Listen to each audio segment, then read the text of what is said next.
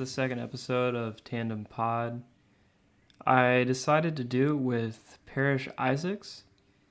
Over the years, I've seen his writing start and evolve into what it is today, which is some really unique stuff that is unlike anybody that scooters. He's definitely a true individual on and off the scooter. So I thought it'd be a really interesting conversation because he is able to articulate himself so much and talk about scootering and various things that aren't scootering that inspire him and just how he lives in general. I was in New York recently last month and everybody was at the bar except for Josh Smuckle and I. And Josh is in a Facebook group called Pals on Defrost, which is, I don't really know exactly what it is, but it's just some like invite only group.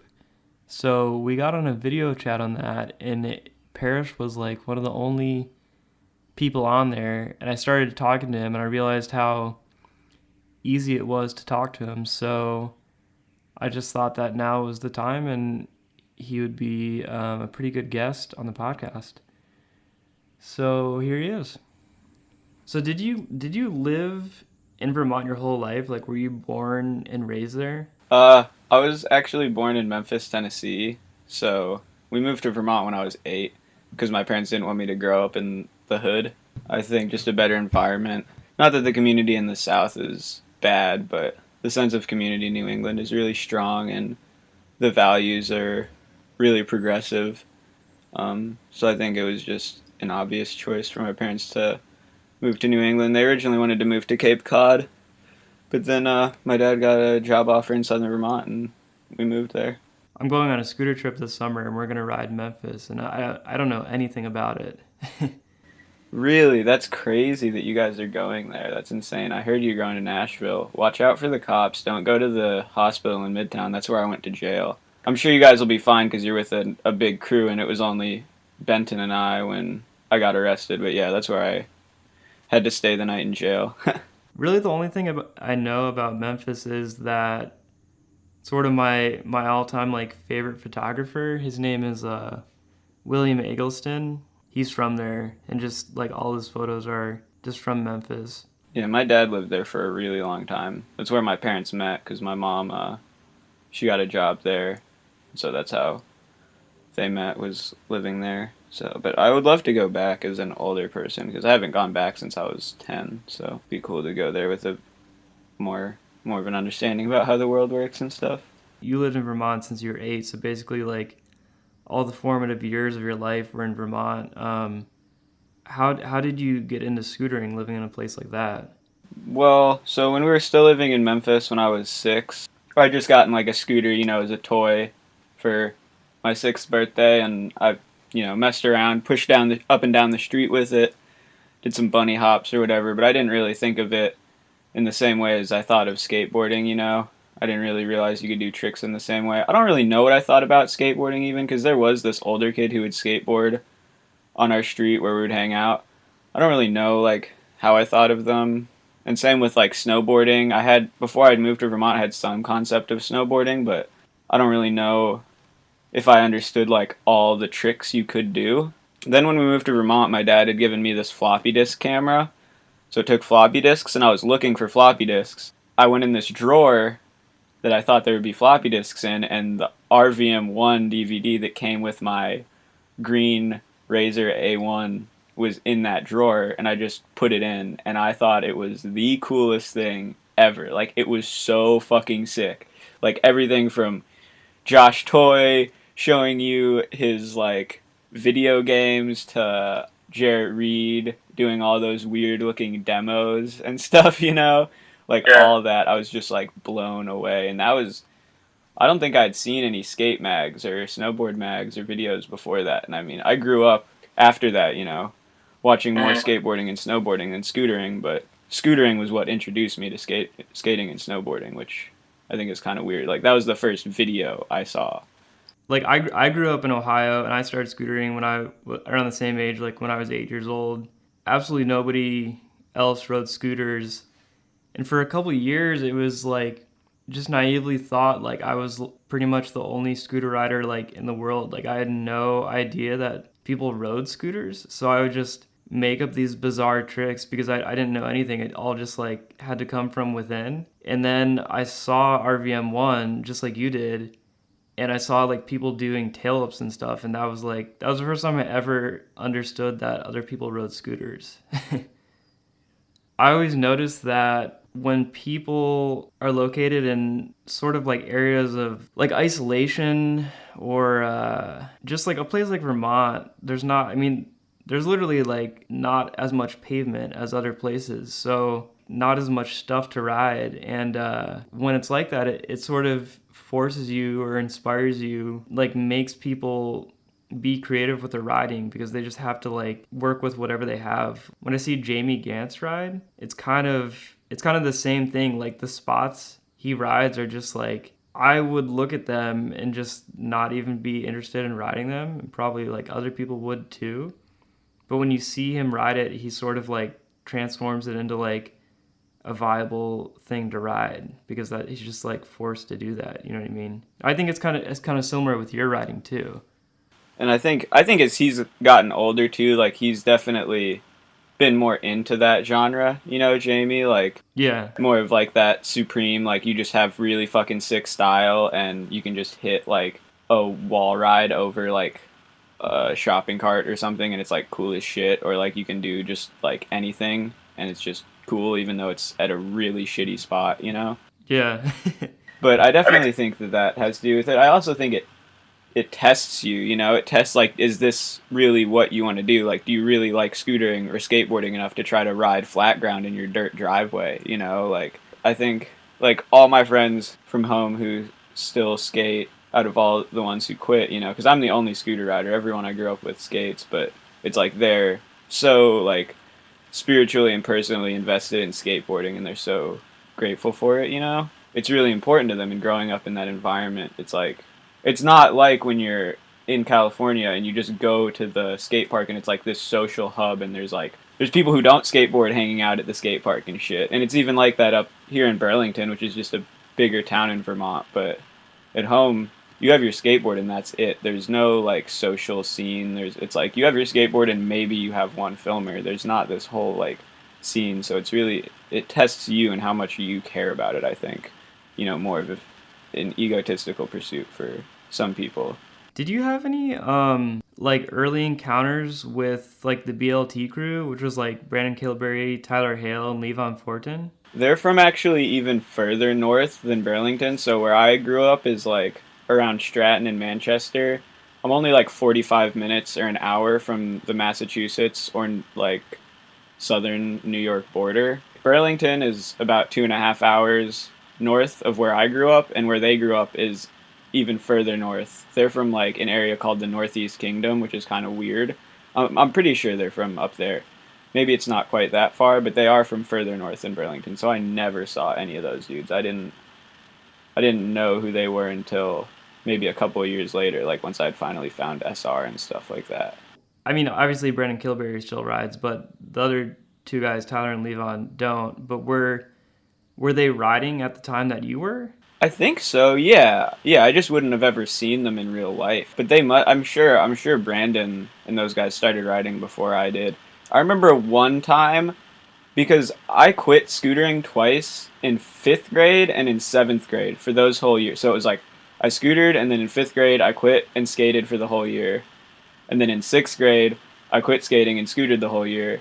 And then I started skating again in 7th grade. So somewhere in that point, someone came to the skate park with like a legit looking scooter, and I was like, oh my god, can I ride that? And he like didn't even let me ride it, because I'd like quit scootering, and I was like, oh, that's so cool, it's a legit scooter. And this was after I'd quit scootering, but I'd never convinced my parents to buy me like an aftermarket setup, like a legit scooter, because they wouldn't buy me any aftermarket parts. And so I wanted to ride it so bad. He was like, no, like you can't ride it. And I was so bummed. If I was anywhere in the state of Ohio and I saw somebody riding a scooter, like I either knew who they were or just had to figure out who they were. there was like absolutely nobody in Ohio. You know what I mean? Oh yeah, totally. It's just like where they were is like so like it's like a 4 hour drive, not even near the ones I would go to. Like if I went to the skate parks they would go to, it would have been my mom would have driven me up there for like the day, and I would have came back down. You know, so Has there been any other people except for you and that crew from Vermont? That's all I can think of. no, not really. I mean, there's like a couple scooter kids. This one dude George from Chicago, who's friends with like Richard and stuff. He came up to school for UVM, and I filmed a couple clips of him last fall when I was up here in Burlington. UVM is University of Vermont. It's up in Burlington.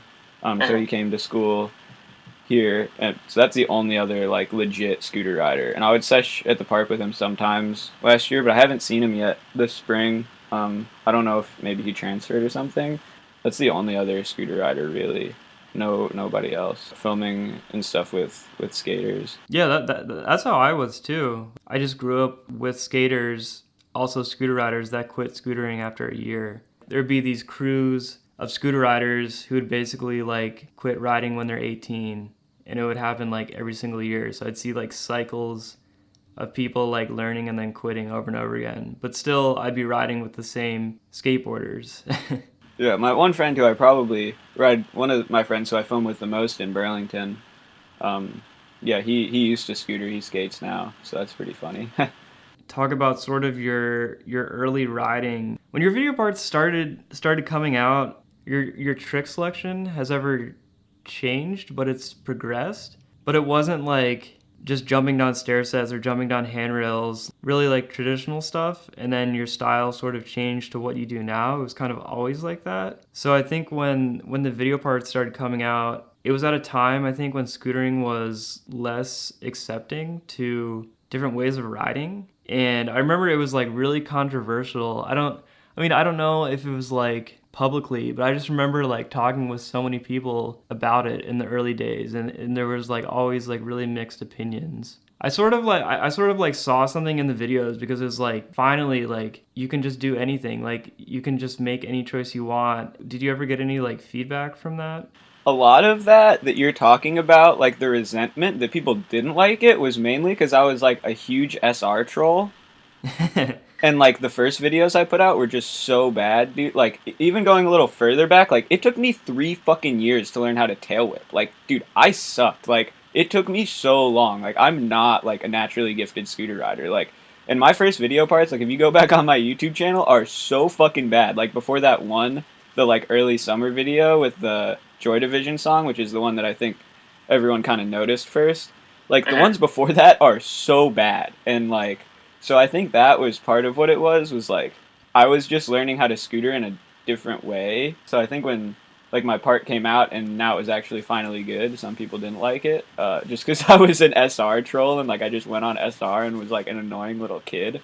In like the riding aspect, I don't know. I think I didn't really think too much of those videos at the time when they came out. Like I didn't think like the board hard 270s were gonna freak people out as much as they. I honestly thought that like same way 270 was harder. Like when I did the first like board hard 270 on that like 5 stair rail that I kind of like come at from the side, I thought I was trying to do board same way 270, like board front 270. I thought that was so much harder. Like I didn't even think the board hard 270 was like a backup trick. I was like, oh, like I could do hard 270 instead if I can't do the same way 270. So like I don't know how much I really thought of it because that's like an easy snowboard trick. I was just really stoked to finally have a friend to film with, my friend Sam, who filmed those earlier videos. So I think that's just what I was like focused on. I was just stoked that people saw them, and like the people I looked up to were stoked on them. That was really like just that I finally like made it on Inside and shit. With your like trick selection and stuff, like where did that come from? Because it couldn't have come from scootering at the time because there was nothing like what you were doing. You know what I mean? I would watch every scooter video. Like you and Cody were like, and like still are like my favorites. Like those videos, I think, what yours with like back to referencing like seen Dylan in both of the podcasts, but that video with the song that's like it's like really fast and I don't think it's in English. You know, and you're doing like a lot of like downside whips and like 540s on street spots, and like it's so sick. Like I still love that video. Like that is like a timeless video to me. But other than that, I guess, like, your riding probably had the most influence on me, I would say, in scootering. You and Mckeen and Cody. But yeah, it was all just skating. I just wanted to do things that I'd seen people do, skateboarding and snowboarding. I think other than like on rails, it was definitely a lot of skateboard stuff, like with like no complies and fast plants and like sex changes, switch tricks, like doing like harder, like switch overcrook or switch hurricane, like shit like that, you know, that people didn't really think about as much. Doing 270s and shit, it's all from like snowboarding, because I just grew up like reading so many skate mags and snowboard mags. Like I had subscriptions to Snowboarder and Skateboarder growing up, like all through like middle school. So I think that's just what it was, and I just wanted to see like more shit like that in scooter, because I just thought scootering, like so many of the tricks were so boring. Like you just see every video would be like fucking the same tricks, and I also hated. I hated the biking influence style. Like I did not want anything with my scootering to do anything with BMX. Like I know nothing about BMX, never been able to even jump a fly box on a BMX bike. Like I wanted my scooter riding to be as far separated from that park BMX style as possible. And that, like, now there's like BMXers who I think are really sick, and I like have friends who are BMXers who are super tight and have good style, but it was just that like scooters being like, I wanted to be the furthest away from that, and I wanted to do things that I saw skaters and snowboarders do, I guess, that I thought were really sick, do them on a scooter, because I thought scootering was more fun. Did you ever at some point like recognize what you were excelling at and like recognize the trick selection you were having, and then sort of going like, oh, maybe I should go with this?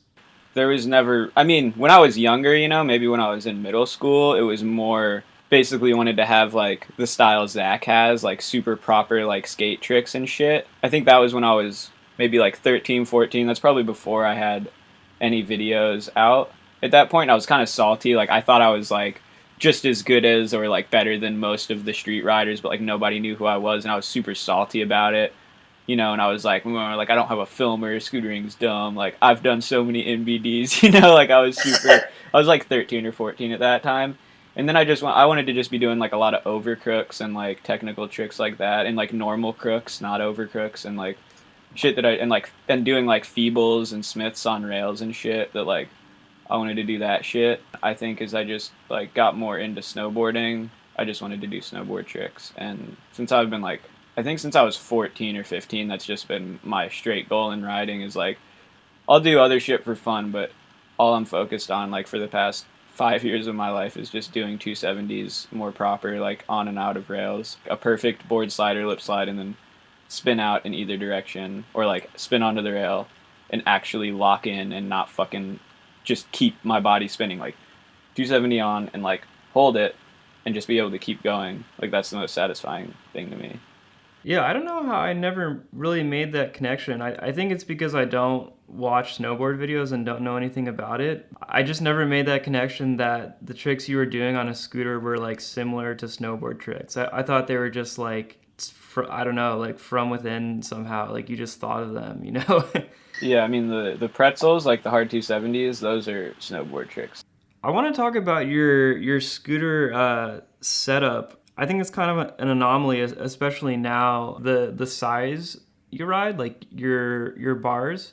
I don't think it looks bad. I think it looks good. I mean, there's certain people that if they were riding like higher bars, I think it would look kind of bizarre. What is your reasoning for that choice? I mean, it's really just like leverage and how it feels. I hate when I step on like, I'll ride like Kong's scooter or something, and it just feels weightless because the bars are so high up. Like, it feels weightless. Like, that's the best way I can describe it. It doesn't feel like I'm doing anything, or like anyone's scooter basically that I step on. It just feels like there's nothing. Like, it doesn't feel like a skateboard. I mean, I know that sounds super whack, but maybe it's not even as much it being like a skateboard, but the bar size thing is just like leverage, and I hate my arms having to be bent to hold my bars, and I've just always ridden them like that. And I remember being in Philly when I was younger, and like in Philly files I'm riding like 22 and a half, so like I couldn't ride those now. Those are short, and I would get on Greg's scooter and I would be like, what is this sorcery? I couldn't tail whip Greg's scooter, you know. I've always just not liked big bars at all. I think a lot of it too has to do with like in snowboarding, like having a narrow stance is like kind of more like hip and like trendy and hipstery versus like people who have really wide stances have like more like gangster, like sloppy ass style was like really big in the 90s and like early 2000s and mid 2000s. That was like the style in snowboarding, was like really sketchy tricks and their stances were super wide. And I mean, now people have like tastefully wide stances, but they're still not as dumb wide as they were in those days. And I think that's what I correlated once I started seeing like, I hate like hating on people, but once I started seeing people like, you know, Brandon James, that's like immediately what I correlated it with, was like bigger scooter, more technical tricks, less style. Like, I don't want to be anywhere near like that part of snowboarding. It was like, that's what it reminded me of, was just like big bars, and I couldn't ride it. It didn't feel right. And same thing with the deck, just a longer deck. I ride a 21. I can't ride a 22. It feels like a boat to me because I just want a shorter deck. It all feels better. I just like to be closer to my scooter, I guess. It's funny that you mentioned Brandon James, because I actually had him written down here just because I like when I think of like a snowboarder on a scooter, I just think of him because like, No, he's a skier. okay. Well, it looked like there could have been a snowboard under his feet when I saw his riding, and it was like the exact same thing. You know what I mean? See, so that's like so like when you see that, that's like the opposite of like the snowboarding that I'm into, I guess. Like his, like, if you see that as snowboarding, that's like the kind of snowboarding I meant when I said like wide stance and like funny style, you know? I guess just perspective. I don't, just what seems all right over the years, how scooters have changed size. And I think now it's gotten to a point where it's just like anything is okay. I totally agree.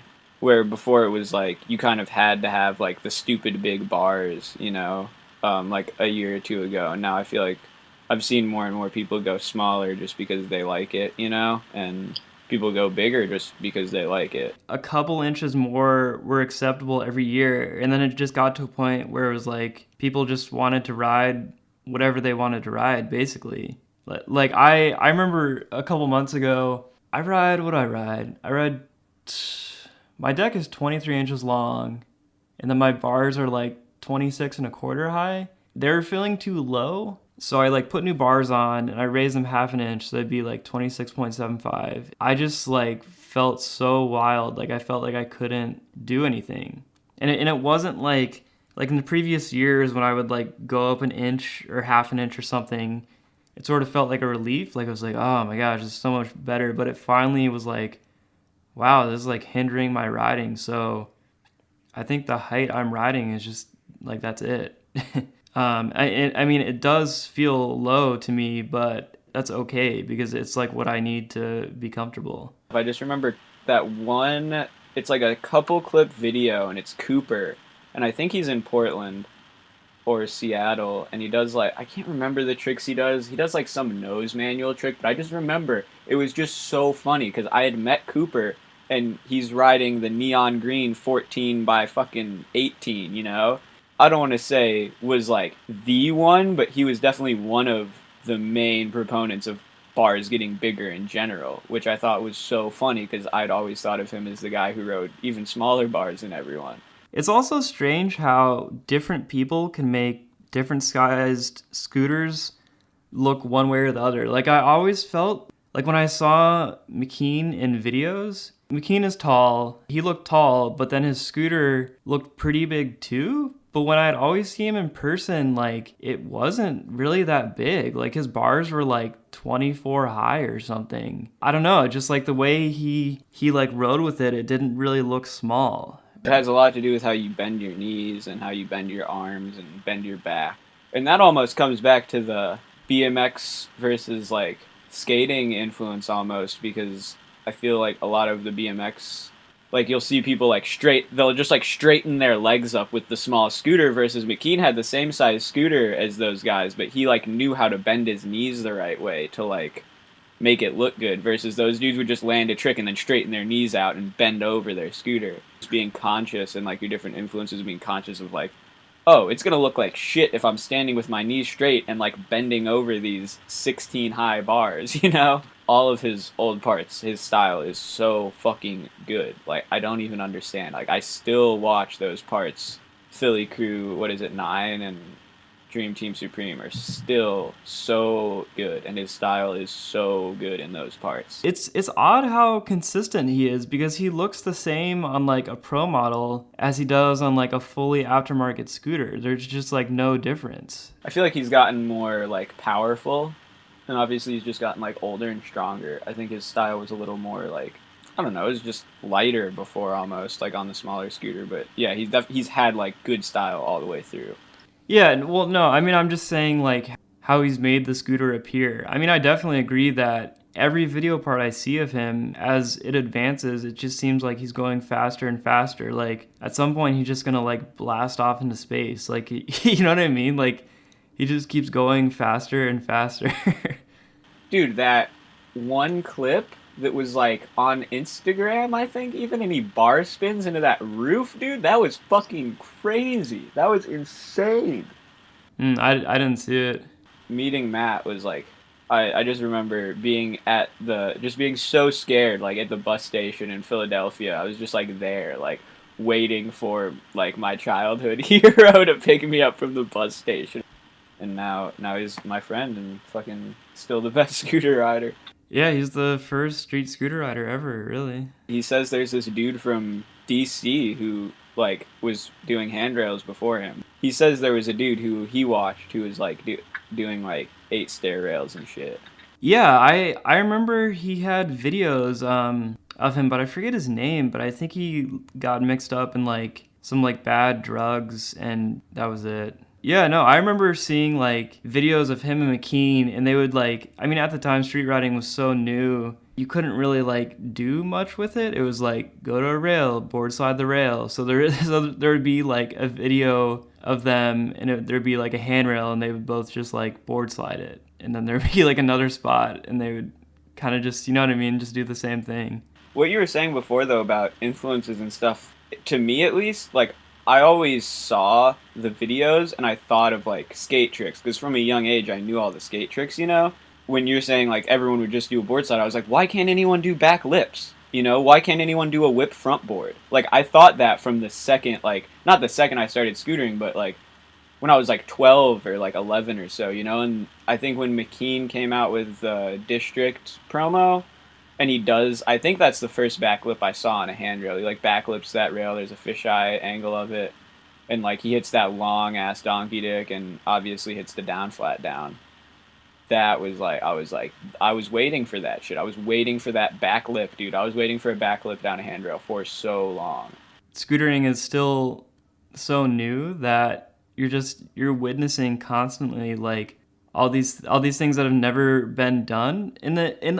The thing about it is like a lot of like a backflip down a handrail, like that hard to do. You know what I mean? You just needed like the first person to do it to put it into people's mind, like, oh, okay, this is like an option to do. I think a lot of it, like, I think a lot of it is that scooter riders just don't. There's a whole sect of scooter riders who know all about skating, and then there's scooter riders who say like they don't know about skating, and that pisses me off to like know. It's like you don't, or they don't care if they think skating is stupid or something like that, and it's like, how? Like, even if you say you're not influenced by skating or something, like, you are. Everybody who in scootering has influenced you is influenced by skating. There's no way. Like, it just doesn't make sense to me as a scooter rider to not keep up with skateboarding. It just doesn't. Like, I don't like talking to scooter riders who don't know anything about skating, because for the most part where I live, like, I'm only filming with skateboarders, and it's like weird when like, I know all my friends who I film with know a lot about skating, you know, and it's like, it has a lot to do with how tricks progress and stuff, because people think about all the tricks that like people do on skateboards. Nobody does like that many crook tricks scootering, and like Feebles and Smiths, even, like, people have started to do them, but they're still not done the same way they are in skateboarding. And so I think that has a lot to do like with your expectations and expecting people to do new things, I guess, like when you're watching other videos or your own riding. Yeah, like I watch so many skate videos, and I think it's good to be aware, but also not directly imitate. I think it's like a good inspiration source. It's like a good jumping off point to think of stuff. You know what I mean? technicality of tricks and like legitimacy of tricks, like when people, and we're talking about like doing new tricks and stuff, like a backflip versus now it's like shit that still hasn't been done, like tricks into like crooked grinds and like Smiths and Feebles and shit, you know? So it's, I mean, for me, it's like I'm always thinking about those new tricks, but for someone, the tricks will progress, I think, in a more legit way when people have seen them be done by someone who's doing them better, which is obviously when in 2010 was a skateboarder, you know, and now it's different because there are scooter riders who are doing all those tricks really well. But back then it was like nobody could like really lock into a fucking overcrook or a feeble, you know, and hold that shit like all dipped or all like pointed up. How much the tricks are taken from skateboarding, but also how there's obviously so much different. Yeah, I mean, it's still kind of in its like infancy when if you think of like a 50-50 on a skateboard, like just some like 12-year-old kid doing it on a ledge is pretty routine, but to do it on a scooter is an accomplishment. You know what I mean? It's not just a normal trick. And I don't know if that's because like, I mean, really, if you like compared the two, there's less surface area to land on a scooter. So like technically it is harder to do than a skateboard, you know? But like on a rail, it's really hard to balance on the skateboard. So, but I mean that whole discussion I think is silly about like which one's harder. I just think it's like really stupid when I hear like people saying like, oh, skateboarding's harder, or like scooter riders trying to argue like, no, it's not. Like skateboarding is obviously fucking harder. Like it's harder to do a kickflip than a tail whip. It's harder to do so much shit on a skateboard, and that's completely irrelevant. It does not matter how hard something is. This is art. Like, why do you care how hard it is? Have you ever heard like a French chef be like, oh, Italian cuisine is terrible because it's easier to cook? Or have you ever heard a pianist be like, oh, I'm not going to play with a drummer because it's easier to drum than play piano? That is absurd. Like, that is just irrelevant. And anyone talking about it on that level just should be ignored because it's not, I don't know, it's not about what's harder. You know what I mean? And I like don't like it when scooter riders try to justify it and be like, no, like scootering's hard too, you know? It's just like, it's all silly, man. It's not about what's hard. It's about perfecting your craft and being able to make it look good and making art out of it, making a video, getting photos, writing things about what you're doing. But it's not like, it's not about what's harder. I don't know.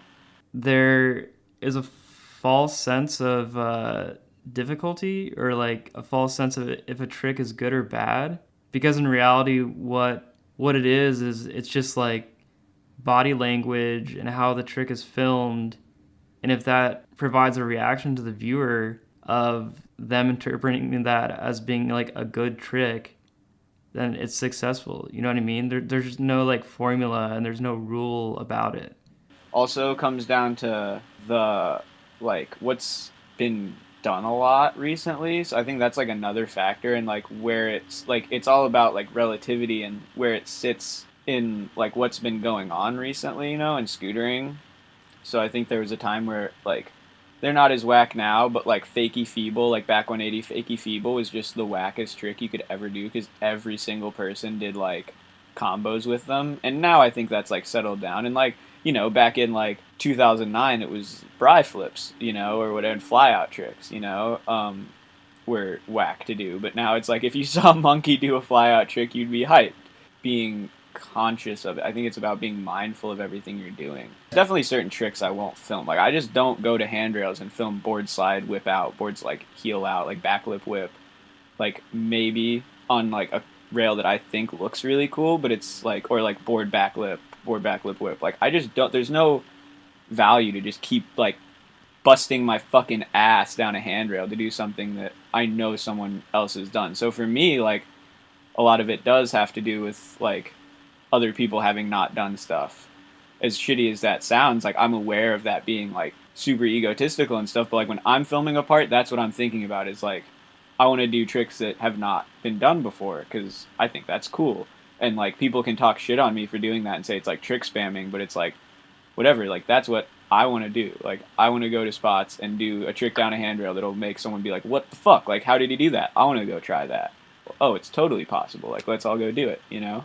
I always notice it's really apparent when you see somebody's riding and you can tell that they're not just riding, they're thinking about riding. You know what I mean? It's like you can tell that they're sort of reflecting on it, and they have a vision and a plan, and they're not just sort of like on autopilot doing tricks. You know what I mean? So that's something I noticed about your riding. Like, I mean, even like since the early parts, because I watched like all of your parts I could find while writing these questions, so I could think about stuff. And it was like almost like one sort of like body of work. You know what I mean? Have you ever been with somebody and they're out riding street and they're trying to get clips and they don't know what to do and you have to tell them what to do? But I think it's so much more interesting when they're not relying on other people. That they go to a spot and they're like, oh, I want to go here, I want to do this trick, and they're very deliberate with their choices, and they know what they want. You know what I mean? Like a lot of times it's sort of just the filmer saying, oh, well, maybe you should do this, and they're kind of like directing them. That's such a huge part of it because, I mean, there's obviously the riding, but then the choice of like what spot and the choice of what trick is so critical. And a lot of people that are riding, they're not making those choices. Definitely. Yeah, I think it's really important to be aware of all those things and to like also it's sick to yourself be a good filmer when you're being filmed so you like know when you say you like try the trick and don't get it and ask to see it, like when you see it and you don't like how it looks, to be able to say, oh, so if you stand closer here or if you turn the fisheye 30 degrees when I land so that it's not just straight up and down, then more of the rail will still be in the frame, you know, or something like that. So that's really important to like know about filming, I think.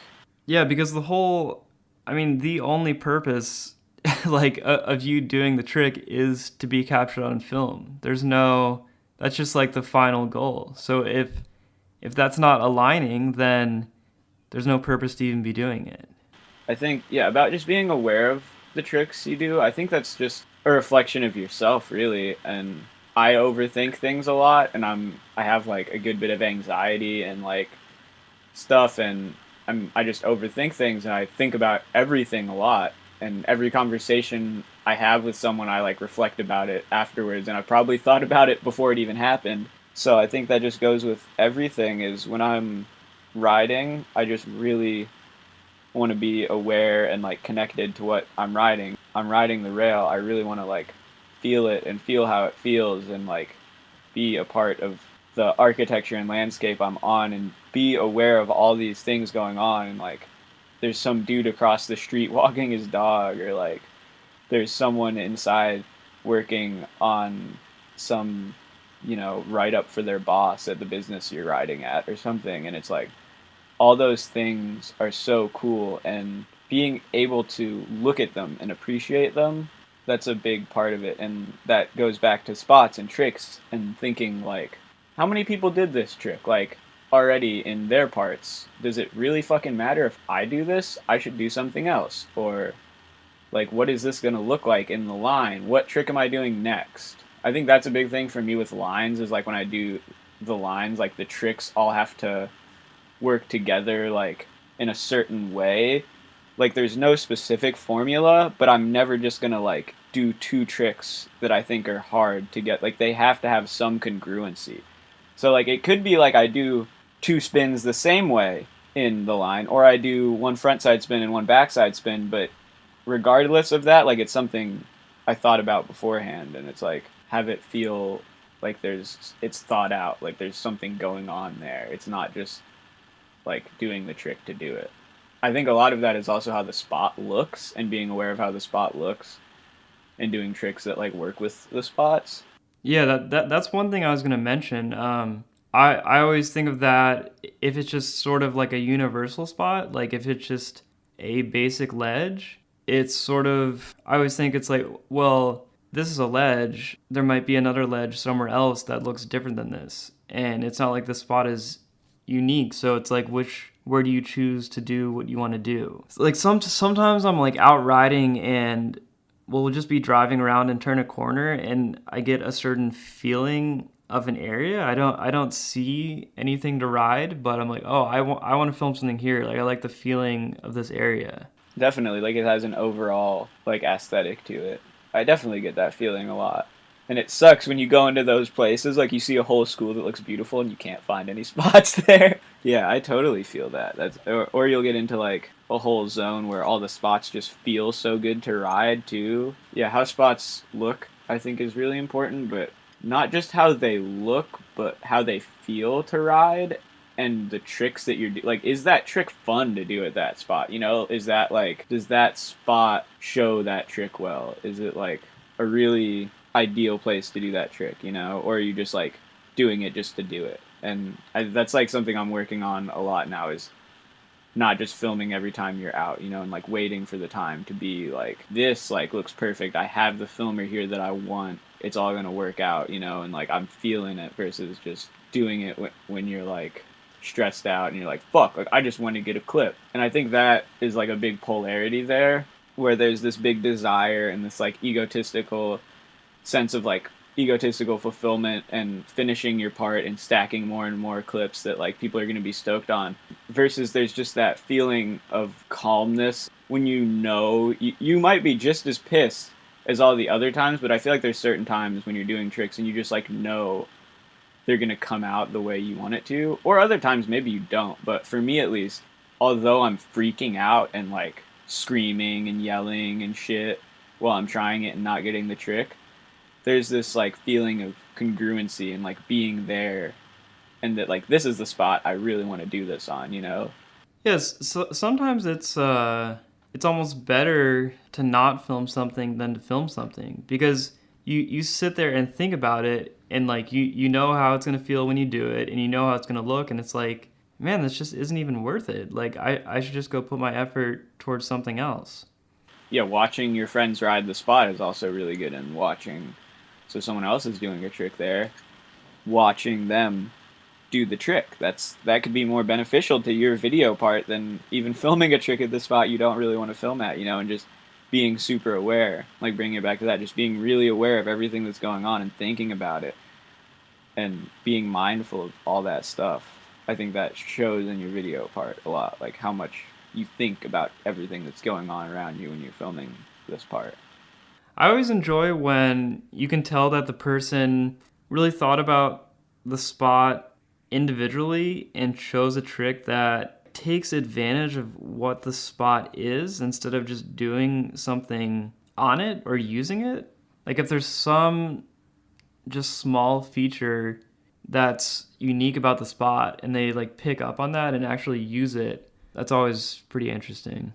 It's hard to make an example of it because each one is different. But yeah, like if I really like that too, like when there's something really like obvious and gnarly that like everyone gets to the spot and you all get out of the car and look at it and everyone's thinking of the exact same thing, but you know only like one person's gonna try it, you know? Doing something on that spot that's even more creative than that, you know, that's always super admirable when you can tell someone just like went so far out of the way to do something weird with the spot.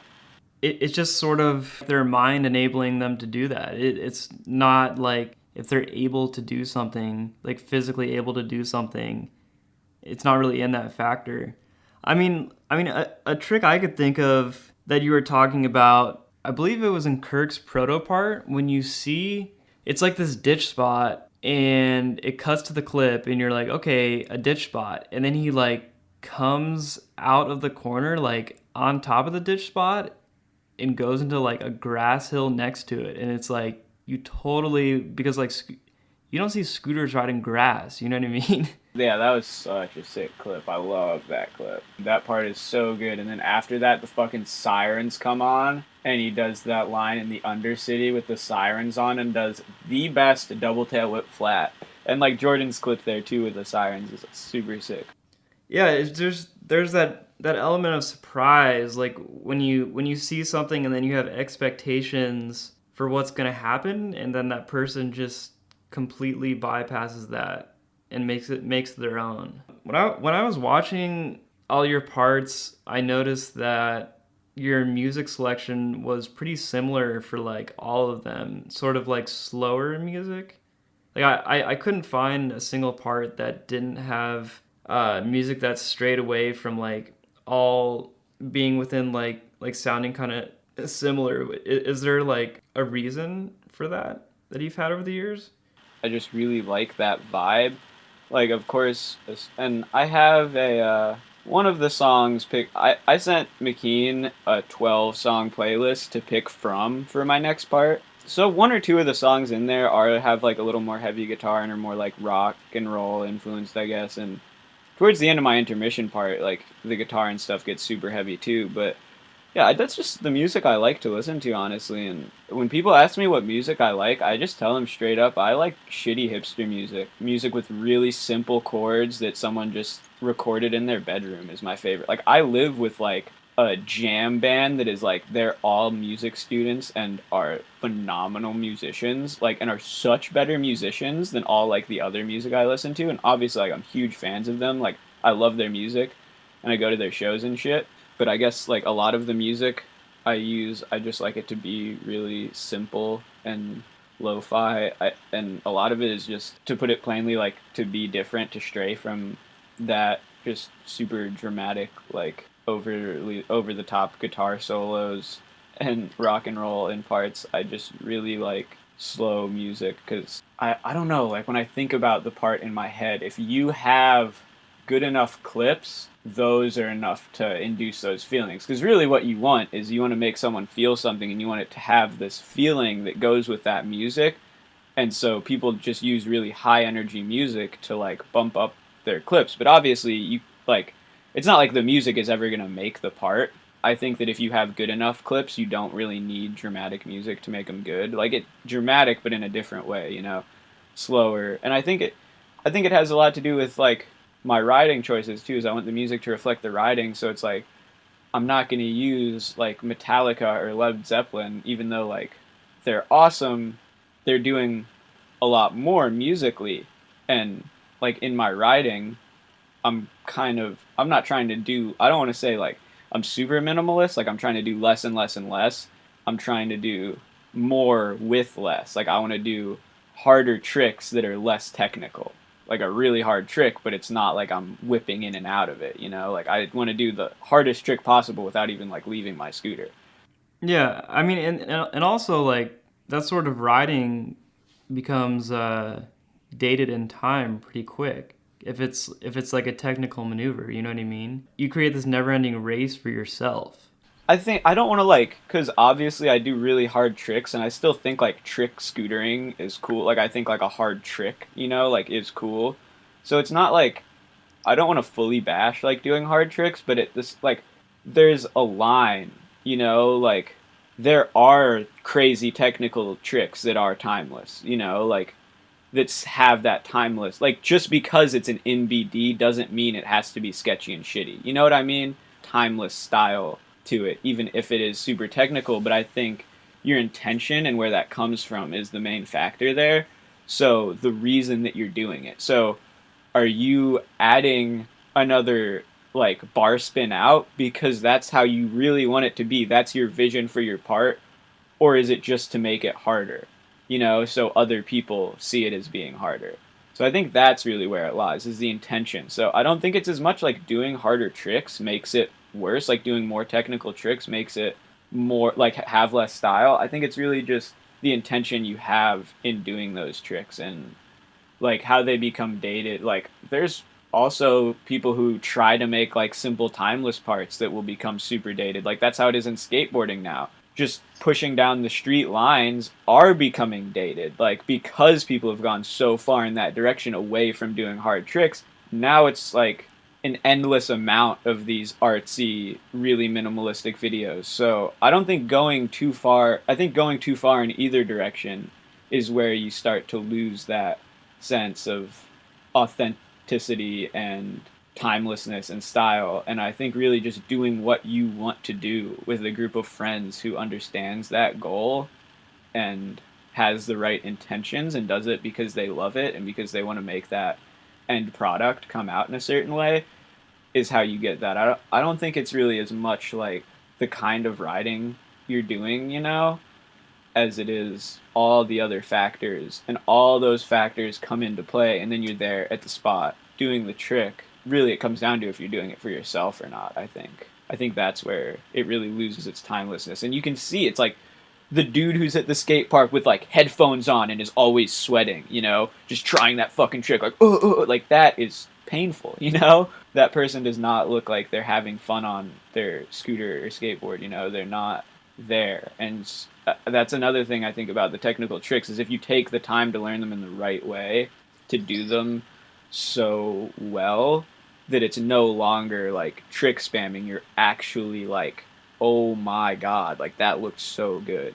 Like you said about the guy at the skate park sweating, I think a lot of times when the technical tricks are done and it looks like the person is really, really trying, I just like always envision like the Tony Hawk Pro Skater combo meter like over their head, like like just going up, like I totally feel that. just like X2, X3. Nose manual, feeble, fakey feeble, nose manual. Yeah, I guess back to the slower music, it's kind of a different delivery of riding, especially I think the best example of it is your intermission part because the way it's edited, it feels like each trick builds upon each other and then as time goes on, like it starts out and you're like doing some tricks and then it keeps going and like it's just a sense of like each trick like building upon each other. You're like, oh, okay, and then like it just keeps going and going and going and until the end is like it's just so built up, and then you like fully realize it. You know what I mean? That's really cool. I'm really glad it had that effect.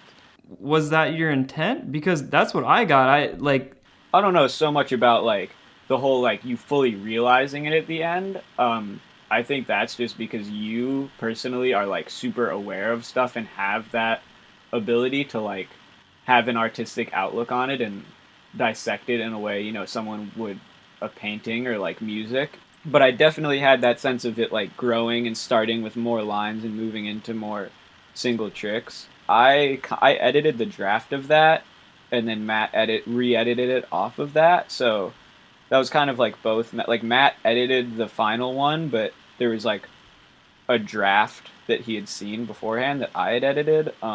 But yeah, that definitely was more or less how I want it to feel. Like it's kind of like building up, and that just is also the song. Like that song is the best song. I like love that song so much. I'm so glad I used it and could use the whole thing. Having the footage to go with that song and like having some good lines in there to be able to put in the beginning, you know, because obviously in that part there's more lines toward the beginning, and then once like the super heavy guitar comes, it's pretty much all single tricks. Yeah, I just was like I noticed that, and I was just curious if it was intentional and if it was like who had that idea. You know what I mean? I would like to build up like a lot of suspense kind of and stuff. Like I've been thinking about, I haven't even seen what Matt's working on for my new part, having kind of like a fake ending in it kind of, because I do have enough footage where I can have it seem like the part ended and then just have like an entire other part that's even heavier after that, you know? Like a rising and falling plot structure of a film. You know what I mean? It's not just like clips pieced together. Well, for me, like the main thing I am into outside of scootering is really poetry. So in a way, how I view it is the way that a poem can be structured almost with words and ideas and stuff, and the way you read it and it affects you, and the way you can be conscious of all the choices in it and the way they affect someone subconsciously almost. When I was rewatching your video parts, I think the only ones that seemed dated were the really, really old ones, like the first ones. I think that since the stuff you were doing still is so different than everybody else, it just like can't really be dated in time. And then I also noticed that it can't really be pinned to any location. Like the spots you ride look like they could just be in like middle America. They look like they could be anywhere. You know what I mean? Like they're not recognizable. As far as like spot selection and like whole parts, for me, when I'm filming a part, like when you and Tyler in the last podcast were talking about, like, I really do appreciate from a filming perspective everything being filmed in one area, but that's not really a full part to me. Like, I guess it could be. It really could be. But just for me personally, I'll never do that. Like, I'll never have a full part filmed in one area. because my full parts, like I'll film a video, like a fun video, more of like, you know, like a GX style montage, or you know how Heligrip did like Heligrip in Baltimore, but obviously all of them like saved a couple clips from that trip, you know? So I think stuff like that, but for me, I can never have like a video part be in one place. Like that's just like a part to me I put so much effort into, and I have a fucking trick list that I will never ever accomplish. So I would never get every trick on my trick list for a part in my whole life. I know that, but I have such a long list for every part. So I think just like having an insane amount of different spots from like wherever, for me, how I want my part to be. Even though from like a filming perspective, I guess it can have less of a feeling of congruency. Just the parts that I grew up watching that I want my parts to be like the skate parts, like they were traveling all over the world and have like one clip from each trip. Fully Flared probably had the biggest effect on me. Like Mark Johnson and Fully Flared, you know, that's an epic part and he's everywhere. And that's kind of how I like my parts to be. I just like to be everywhere. Like I like to be like Chicago, New York, California, like all back to back, just like boom, boom, boom, like that, because that's what it feels like to me. That's what I'm trying to get across. I'm putting my whole fucking life into this part to get like a couple tricks a month, and I'm going wherever that takes me, you know, wherever I really want to go to ride. The overall congruency of it, like, I think it's cool to just like have a jillion different filmers too, like, even though obviously it doesn't but if they're all good, like, and they're filmed with cameras that work together, I think it can work together well with the right songs, you know? I think it's really just like two different, what you're talking about with the whole, like filming a whole part in one city thing, I really, really like the idea of that. It's just not like realistic for me at this point in my life. Maybe in Baltimore or something, because I'm moving in with Logan in June, so maybe then I could film a whole part in Baltimore or something, but still it feels almost incomplete to me, you know, even though I do like the aesthetic of it.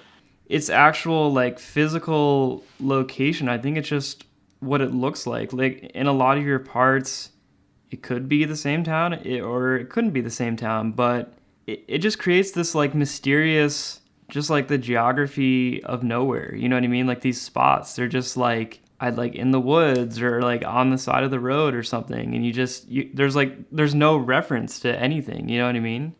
The older ones, like, yeah, all those are in southern Vermont. Not like Burlington has pretty proper spots. There's colleges here and stuff that have like a lot of good spots. Like skaters come here and film. There's like legit shit here, but that's not where I was filming back then. Like so yeah, those are literally like such random spots. They're just on the side of the road or like and that's just kind of how Vermont is. You know, it's super rural, and when there is, it's not like the same person designed the plaza here as the plaza 10 miles ago. You know, there's just random shit everywhere. That's kind of how New England is. It's when there's new stuff, it doesn't all look the same. Like how in California, everything has that like clean look, and most of the rails at the schools are either like white or black or blue. California, for the most part, like if you think about what color the rails are going to be, like they're not going to be like pink.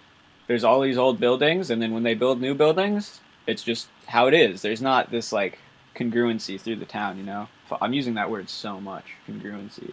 When did you come to the realization that sort of you could do whatever you wanted with scootering? So for example, I mean, everybody that rides, it's like, yeah, you can do whatever you want with it. Like, that's why it's so great. But there's also this like enormous list of like all these subliminal rules that you have to abide by. You know what I mean? And you have to like follow them. I definitely think when I was younger and everyone told me my videos sucked on Scooter Resource, I definitely was more into the ideas of rules, but I don't know. I think I just kind of rode and went with it, and once I got to a point where I was actually good, I was just like, fuck all of you. I'm going to do whatever I want. There's one rule I basically in my scootering is just my board slides have to be squared up. Like if that shit is zeeched, like it's a no-go. That's like a rule to me. Like I will never take a clip that's not nearly 90 degrees, like 75 degrees on there. Like that's like passable, but if that shit is like, you know, when it's not legit, you know, like if it's like it doesn't have to be perfectly like you put a protractor on at 90 degrees, but that's the one thing that I like cannot.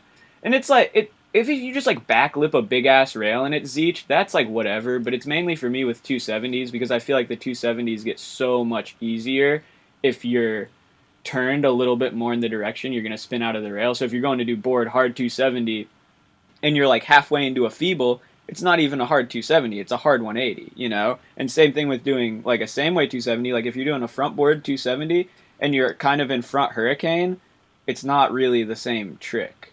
With a lot of European riders, they'll do like a so-called board slide, but it's just not. It's like triple whip out or like a 360 whip out. 270 heel. Yeah, but it's like, well, but you weren't board sliding. You were just kind of like standing on top of a rail, like locked in, you know? It's not. Like, it needs to have some, like, defamatory, like, some name that makes it seem whack. Like, I don't like bitch grind because it's kind of, like, sexist. But I want to come up with, like, ultra Zeech. It's like the Zeech lock. I just think it's so funny how there's these, like, created rules that you can only really find out from, like, being with people. Like, people don't really talk about them. They definitely don't like write about them. And there's just so many things that you have to know, and you can only know about them from riding with people. Like, like when you're done filming a line, like the filmer has to stop at the last trick. And if the filmer keeps going with you, then it's whack. You know what I mean? That just kind of came naturally to me after so many years, you know, of being on Scooter Resource and riding with skaters and other scooter riders and stuff like that. So I guess that is definitely something I now take for granted, but for kids to get that, like how do they get taste and style at like a younger age, you know? What? Well, yeah, it's so crazy because like obviously like we've never really ridden together. We grew up in separate states, and you knew exactly what I was talking about when I said like you have to stop after you're filming a line. Like the filmer has to stop. And like nobody talks about it. They don't go like, "Hey, like this is what you have to do." You know what I mean? It just sort of like happens throughout the world somehow. It's its own language. It's its own artistic taste. And I mean that's what there's these like rules, but they're not quite rules. It's just shows that you've been doing it long enough to pick up on these things that matter. I think it really shows your skill and like the amount of time you've put into this and the amount of thought you've put into doing all these things you're doing. And I think that's just a reflection of it, is your ability to make it more artful and more conscious. Yeah, I really like when the rules are broken. Like, did you see that part of Chris Pollock for Mothership? Maybe. I think so. I'm a big fan of his riding. He like, especially just in person. When I saw him the first time at Seattle, he was wearing these fucking gigantic pants, and I thought it was so sick. Well, he does a line in that part, and it's just like curb cuts on a sidewalk, and he does 2 finger whips in a row. Yeah, that's awesome. I remember there's a clip in Chris Millick does that, skateboarding. He does like 2, I think it's Bennett grinds, which is like a really obscure trick, like back 180 switchback Smith, and then he reverts and does it again on another bench. And it's just like he does 2 of them in a row. And that's definitely really cool. Like I've thought about that, doing the same trick twice in a row. Yeah, it's just like breaking the cultural norms. But it's like... But you have to be aware of them first, you know? Like if some like dumb kid with no style just did that, you would be like, you know, why did he do 2 tail whips on flat in a row? You know what I mean? So I think a big part of it is knowing those rules and being able to break them versus just like breaking them because you know no better. What did you think about that article on Scooter Resource that Bobby Pantano sort of wrote about you, about like just like controlling your body and stuff? Do you think that scootering should be analyzed that much? Because I remember when it came out, I was talking to Connor Davidson about it, and he was like, no, like I don't think scootering should be analyzed that much. It just is what it is. You know what I mean? I think it should to an extent. I do just think like he went a little too far with all those articles, just with like how specific they are and stuff, over analytical. I mean, I definitely do really like scootering being analyzed in that way, but I also don't want it to be taken like too far in that direction either, you know? Like I really like all those articles, but I just think that the way he went about releasing them, they were too close together. Like that's like a once a year kind of thing, you know? Like, he shouldn't have put out more than one of those a year. I really liked all of the things he was writing. Like, Bobby's my friend, you know? I like him a lot. I like his writing and his writing. I really liked all those articles, but I just think the way that they were put out was kind of, like, hard for everyone to digest in the right way. There's a skateboarding blog. It's called Boil the Ocean. Whoever writes it, their writing is very similar to that. And it's just like an interesting parallel. Like I don't know how it's like received in skateboarding. I like wrote a couple, like 2 articles like that for Trendkill like a while back. After like all the articles on Scooter Resource came out, I kind of just felt like they were irrelevant. Just like, not like they were irrelevant to write anymore, but like I was just kind of going in proverbial circles about like the same shit, kind of. And that's why I haven't written one since, because I'm trying to like think of a different direction to go in almost. Like, I want to be able to talk about more stuff in a different way, you know? I don't really remember the article you referenced in specific enough to make assertions about that like specific article, you know, to reference it. Well, it was about like being self-aware and like understanding how to control your body, and just it was basically like an extremely like philosophical explanation of how you can hard spin out of board slides. Yeah, I mean, I think it's cool for it to be dissected in that way. I do. I like it. At the same time, I think it doesn't work for everybody. And there is a point where it's like, yeah, it's just scootering, kind of like, fuck it. I think it all just has to do with perspective and what you think is cool. Because, like, I have friends who would totally not be into talking about it like that, but then talking about, you know, scootering, like, on that level. But then if you get there in conversation with them through, like, a natural conversation, they're totally into talking about it like that. But not if you just bring it up. So I think a lot of it has to do with people's perspective and people's perception of individuals who talk about stuff like that just being really egotistical.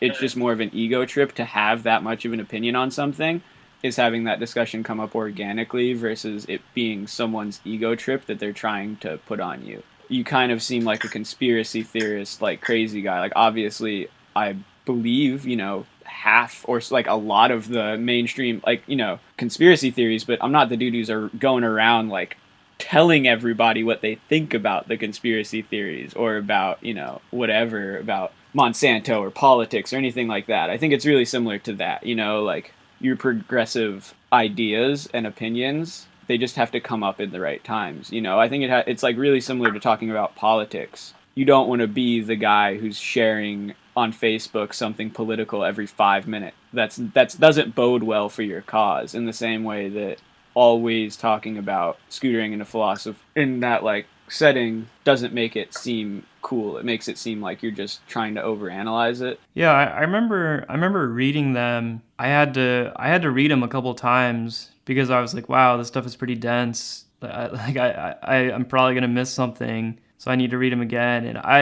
I enjoyed them, but the main thing I always just kept thinking of was like, I wonder like what people think of these. I just enjoyed it because it was unlike anything that has ever been written in scootering. I was just curious what you thought of it and like what other people thought of it.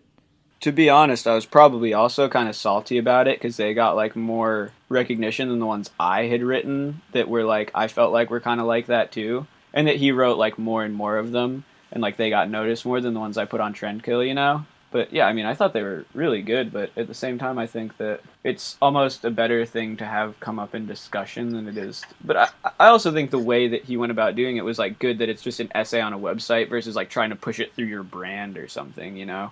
I mean, I guess it's like what I'm trying to do with this podcast, just make sort of like a different form of engagement and like discussion about scootering, but it just sucks that like probably those SR posts and like the stuff you wrote on Trendkill, like probably not that many people saw, you know what I mean? And it could be like really impactful. John Knutson ran a blog. He's a great writer, and he would always make posts, and I was always so excited to like see them, and they were super long and I loved reading them. But I would be like, man, like nobody is reading this stuff, you know what I mean? Like there's no way more than like 10 people are ever going to see this.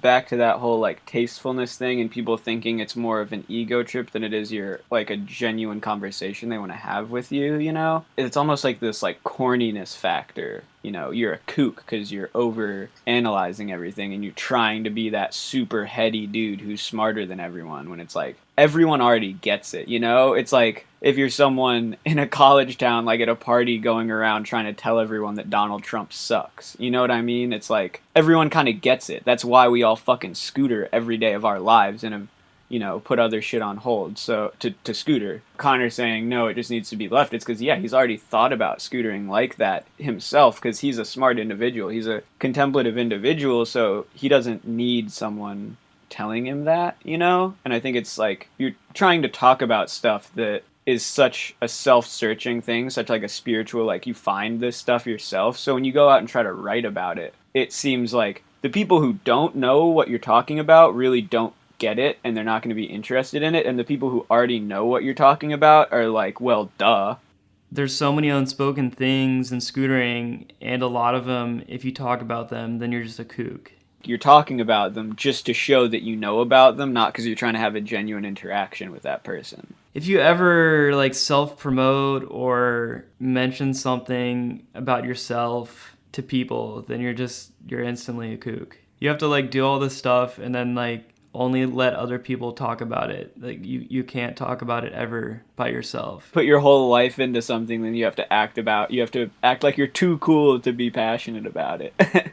So like with snowboarding and other things in your life, do you feel like it makes your scootering experience richer because you have a bunch of external inspirations to draw from that will inform your riding? I take a lot of influence from snowboarding, obviously, and just as like a very literal answer to that question, like I don't scooter for 4 or 5 months out of the year. I snowboard all winter. I don't touch my scooter once. I strap in my snowboard and then I don't touch my scooter until the snow is all gone. So that makes you like really appreciate scootering when you come back. And I learned so many tricks. Like the first day is like getting all the tricks back and getting your muscles back and my arms get super sore. Then once I'm back, I learn more tricks than I learned in the second half of the summer the year before. Outside influences, yeah, I think it just allows you to like appreciate scooter riding more. Like when I hang out with all my friends who are like musicians and stuff, they like they don't even really get how like being sponsored and skating and stuff works, you know? And like they don't really get, so having that perspective of like, wow, what you do is actually so obscure and cool. I think just that like perspective is like I can separate myself from scootering. I feel like if you just spend every day at the skate park, like you get very accustomed to it, and I think that's kind of dangerous. Like you don't want to, obviously you don't want to take it for granted, and you don't want to like feel like it's super, like of course you want to feel comfortable, but you don't want to feel like it's super normal or that it's something that should be happening every day. And my scooter is an extension of my body, like it's a part of my life. Obviously I ride my scooter as my mode of transportation. I don't have a car, I can't even drive. So obviously I'm really connected to scootering, but at the same time it's really, really important to separate from yourself from it and be able to step back and look at it and be like, wow, like how important is this to me really? How lucky am I to be able to do this? Yeah, I've been the same way living in Ohio and having seasons, and also just when it's not winter, just having crazy weather. I moved to California for a little under a year, and I almost feel like I scootered less and it felt less important because it was always available. But when I'm in Ohio, it's like I probably scooter more than I do if I lived in an area where I could scooter all year round, because whenever there's a nice day, it's like there's just no choice. It's like, all right, I will be going scootering. Like I have to go do it. You know what I mean? Yeah, I mean, I think all those like external influences sort of show in riding. I think the main thing I benefited from going to college and getting like a fine art degree, I think it benefited my scootering the most somehow, because I think it just taught me to think critically, you know, and like analyze what I was actually doing. So I think it probably benefited my scootering more than my photography. I mean, I guess they're all the same because my photography is scootering. Do you ever feel like it's hard to have, I mean, that's a long time, like 4 to 5 months. I mean, the winter in Ohio for me is probably like 2 months usually of like completely unrideable weather. It's really just discipline. I mean, you just have to think about what it really is and dissect it and what it actually is. It's just muscle memory. So it's really just 2 or 3 days of like really painful rehabilitation. Like you're just gonna get sore as fuck, but after that, it's fine. And snowboarding is really similar to scootering. So it's not like I don't lose that like movement, you know? It's not like I'm like, you know how you feel kind of like after you've sat at a spot for a while and like your friend was trying a trick and you weren't trying to try it at the same time as them, and then it's like cold and you're cold and you don't want to try your trick and you feel all stiff. I feel like that's how people think I feel, but I'm snowboarding the whole time every day. Probably more. I snowboard in the winter more than I scooter in the summer because I'm on park crew, so I get to the mountain at 6:30 or 7:30 in the morning and I'm there till 4:30. I don't really have an option other than to snowboard all day long most days. So it's not like my muscles are cold. It's not like I haven't been working out. So I still have that like flow, you know, and like style and like movement. And I'm doing really similar tricks. So Yeah, it's amazing though, like that you've been able to produce as many video parts as you have though. You know what I mean? With like 7 months out of the year every year. I film pretty fast. That's just kind of how I am. Like I can get a lot of clips in a day. Like my Philly Files part, other than a couple like the Ender and there's like a couple other handy cam clips you can tell in there. But all of it was filmed in like 5 days. So I just think that's kind of how I can just kind of get clips fast. I don't know. I mean, I try my tricks for a really long time, but I think a lot of it has to do with growing up, being around no spots and no filmers. So when I'm at good spots with good filmers, I'm like, fuck it, like we're doing it. I'm not gonna get my clip at 4:30 and then go drink all the rest of the day, you know? Like I'm gonna go to another spot and get another clip because I have this opportunity that I didn't have for so long. I just grew up with no filmer and no spots. So when I'm there with someone who is happy to be filming and I'm at a spot that I've seen in skate videos since I was 10, I'm just motivated. And it's not like I'm like superhuman, like I have the same thing as everyone else, you know? It's like I have the same demotivation, but Yeah, for me, as time goes on and I get older, like I'm 25 now, which is not like I have a lot left in scootering, but I think as the years go on, it just becomes more and more apparent like how much time you really have. You just like you can't sit around and like oh, well, I'll just film something later. You know what I mean? the first time I went to California, I filmed like 2 or 3 clips until the last weekend. I filmed the whole part. I probably got 3 minutes of footage in the last weekend. I got 10 clips each day. My last weekend in California. So that was like 2 years ago. Yeah, 2 years ago now.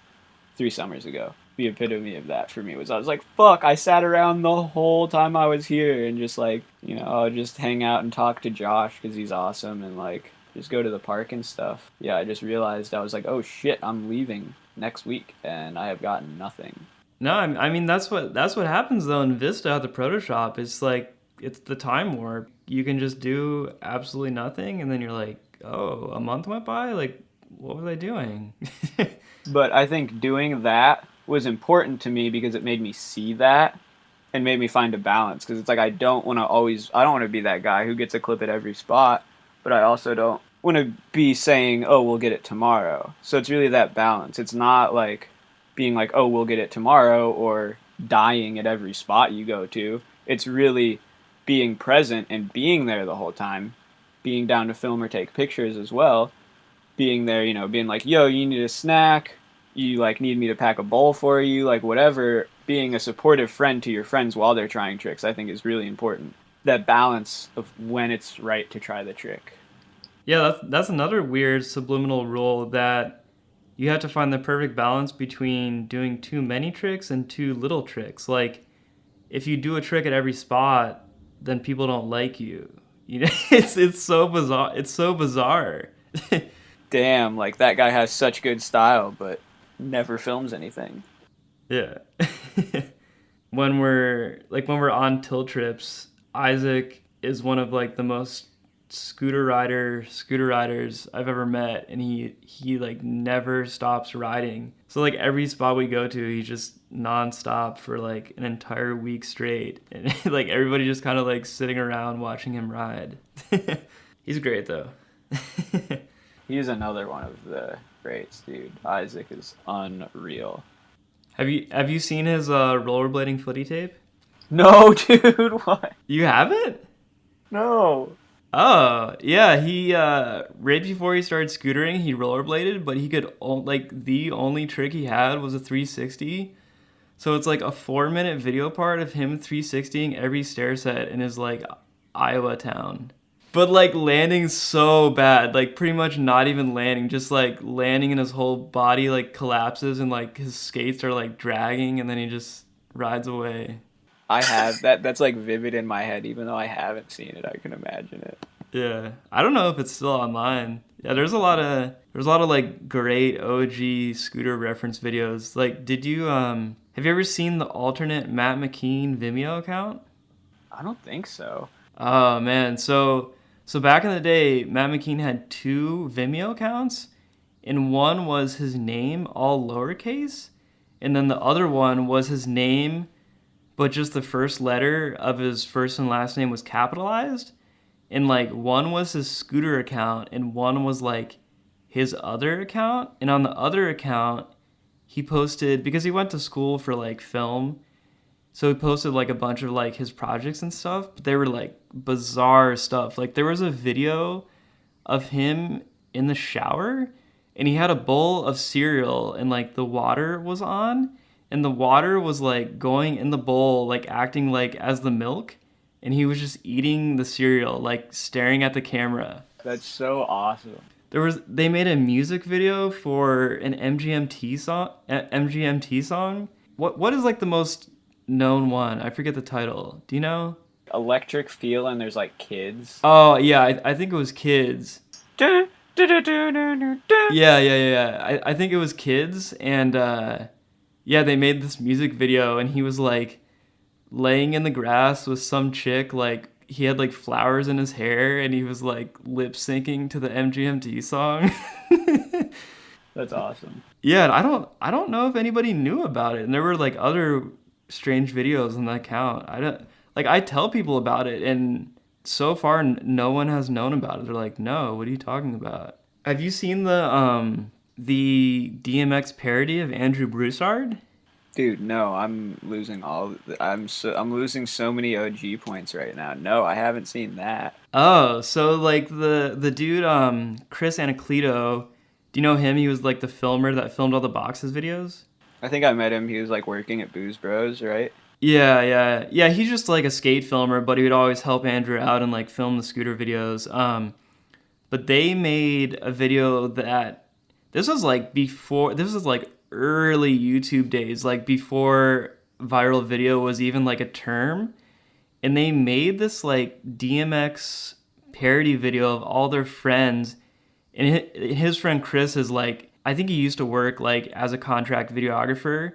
So he's like actually able to make really good videos. So it looked like a real like professional music video, but it was just all their friends like dressed up crazy. And Andrew had cornrows, and then he also had these like booty shorts, like these just like Daisy Duke shorts. And he was like laying on the hood of a car, like washing the car, like some chick in a music video. Twan also had a porn site too. No, he never. So he like Twan filmed a lot of sex tapes. Andrew bought him the domain name twantwats.com. They never made it. I don't know if they still own it. Maybe somebody. It never actually went down. No, I mean all those sex tapes are somewhere, and maybe the domain is bought. I don't know. Oh my god. Because Twan like was always saying it, and Andrew got so sick of it, and finally one day Andrew just bought the domain. He was like, "Here, I bought the domain. Like, just make your porn site and just shut up about it." Do you have anything you want to get out of scootering? Do you have goals, or are you concerned like what it's gonna do for you, or are you just sort of doing it?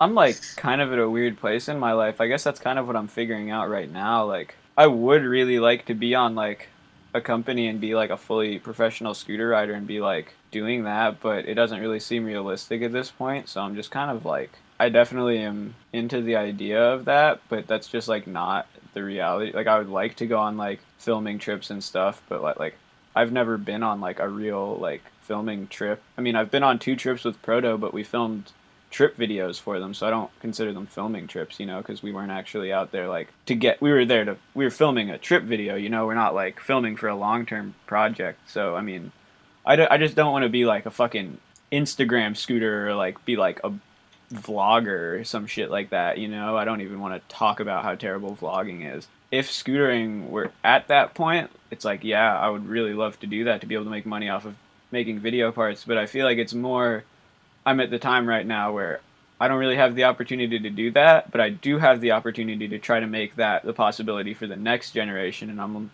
in the point in my life right now where it's like, basically, do I go to school or do I start a scooter company? Like, that's where I'm at right now. I'm 19. I graduated high school 2 years ago, and I really, really want to go to college. And the only reason I haven't is because of scootering. Like, I'm super into visual art and literature and psychology and science and all these things, but I've put that all on back burner because of scootering, and I'm just a really indecisive like idiot who does not make decisions enough. So I mean, I really should just put more into the community, but that's how I feel right now. It's like if I want to get something out of it, it has to be because I put a shitload of effort into it. I don't think it's really possible right now to like obviously I would love to just be able to get paid like, a good amount every month to scooter and put out content, but that's not near the reality right now. So it's basically like, if you want to make that your reality, like as much as like Jack Douth is super whack, like he did that though. Like he did make his own reality. Like he was like, I'm going to drop out of high school and make scootering my job. And although it's whack as fuck that he walks around and films his own face every day, like that's what he does. And that's like, he created his own reality. Like and I'm not backing it. I'm just saying, like, that is admirable. That's what he did, Although the way he did it isn't sick. It's like, that's what I have to do if I want to make scootering my job. I have to go out of my way and be more than a rider to do that. Yeah, it's at a really weird place. And, I mean, like you said with the future generation, like, I don't even know if it would be realistic for the future generation to make a living off it. Well, I think that's what I'm saying is it's kind of our job to make those decisions right now. Like those decisions are going to be made. Like that reality is going to be made based on really the quality of the content we're putting out right now and the amount of content we're putting out right now, how much kids can relate to it and how much we can grow scootering. Marketing is more important than a lot of people realize, and videos are more important. And all right, so this is one thing that I really want to get across about videos and marketing. A video is not a marketing tool to sell products. You're not like making a part. We as Proto, it's not like you make a part and like a video part, okay, and put it on the internet and so then you just get sales. It's not a return. There's no return on investment. You're doing it. You're putting this huge investment into making a quality video because you need to enrich the scene and because you need to help scootering grow in general, and those things are really essential to the growth and longevity of scootering, and responsible, important companies are going to understand that and put forth the effort and the money to make those videos, even though there's obviously no return on investment. You're not going to make, a trip. You're buying plane tickets, food, maybe even hotel rooms. You're not making those thousands of dollars back on a video ever, but those videos are so important to keeping everything alive. So I think the worst way to possibly look at it is like, how are we going to make the $30,000 we spent on this 4-year video project back? That's not ever going to happen. But also, scootering is never going to happen without more quality content. And whether that be long-term videos, whether that be magazines, at some point there's a lack of short-term return on investment, but the long-term return on investment is outstanding. Yeah, totally. And I mean, it's so funny how that works. You can't be a scooter company. Well, I mean, you could, but not really like a legitimate one if you don't have riders and you don't come out with videos, yet these videos aren't really directly making sales. But I mean, they're like, all they're doing is making the brand recognizable so it can get sales, kind of like that. But yeah, I guess back to like the being a pro rider and stuff, it's the strangest situation because I was talking to Tyler about this when Tyler was like recently trying to get back into scootering, he would just call me like once a week and sort of ask me about scooter stuff. We were talking about like getting paid and stuff like that, and I was like, listen, like if you want to get back into it, you will never make a living off it, and you will have to like pretty much pay for all your stuff, and you will have to like postpone any hopes of a normal life of like, whatever, like buying a house and like having financial stability. If you love it that much, then you're going to do it, and you're going to have to expect to get absolutely nothing back from it, which sounds insane, but I guess you need to be a certain kind of person to do that, because like it's a weird aura. It's like if you're on like Proto or TSI or Tilt or any of like the big street companies, you're like essentially world famous and like really well known, yet you're just like working a part-time or full-time job to like supplement your scooter riding. It's really right now like on the riders and all the people who think it's important, like myself. I'm not doing it, so I'm the prime example of like why scootering is gonna fucking die if I don't make those decisions and make my own company and make scootering more sick and make it more relatable. Because we're at this point right now where there's all the scooter kids, and obviously they're a huge portion of the sales is like the flippy-do scooter kids. But those kids are getting older and growing up, and you have to be, the kids who are coming of age have to be able to relate. There's things they think are cool, like music and smoking weed and girls and shit like that, and you obviously don't want to be like, make your company like, yeah, bro, we get stoned, but you have to like subliminally put that shit in there, like, yeah, like, scootering is cool, like, people who scooter do cool stuff, and it's really hard to put that in marketing in a tasteful way, but you look at companies like Supreme and Polar, among others, like those are the companies we need to really emulate and work so hard to be like that if we want scootering to last, because we need to be making it seem cool to kids who would skateboard otherwise, is really what it comes down to. And like, as shitty as that might sound to some people, that's the reality, is you've got to make it seem cool to kids who would be skateboarding or would want to skateboard. I think we have a huge opportunity though, because the thing about scootering is it has an easier learning curve in the beginning than skateboarding. So like, if we can make scootering hip and cool as a community, it can get even bigger and more mainstream than skateboarding. And like, obviously I'm not like super insane think that's what's going to happen. That's definitely what could happen if we put the right amount of effort into it. It could be like, in time, there is a possibility of scootering being more mainstream than skateboarding, or equally mainstream, because it is easier to pick up a scooter and ride it. So if we can put in the time, if we can put in that effort to make it cool, and as whack as it sounds, like a big part of it is that whole thing about like coming of age. What do you think is cool? Like rebelling, fucking doing drugs, going to parties and shit like that. That all has to do with it, and I think being able to relate to the kids who are 13, 14, 15, and they just want something in life to relate to that's cool. That's why marketing is so important, and putting out content, because we have to cultivate this and make it something cool.